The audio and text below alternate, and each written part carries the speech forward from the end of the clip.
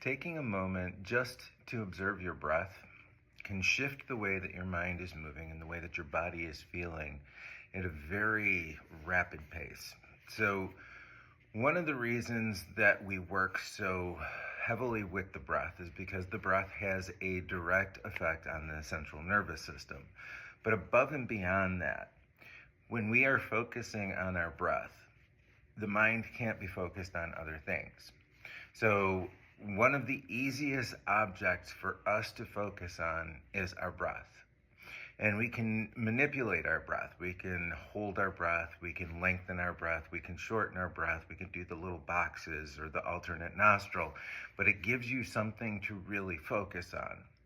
And you don't even need to manipulate your breath. You just need to pay attention to what it is doing. It's because there's so many subtleties to our breath that we don't pay attention to most of the time.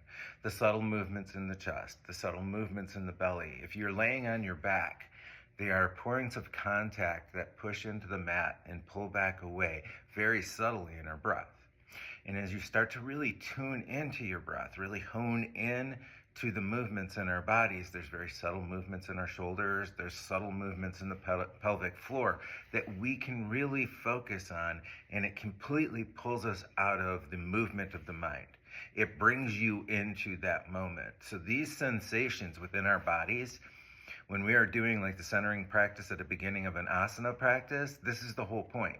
When you are following your breath into your body, the mind shifts. It comes inside. It stops moving everywhere else and just starts to pay attention to what's going on within your body.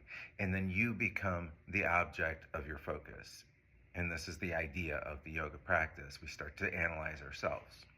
So hopefully you find some use in this. If you do, leave me a comment. Namaste.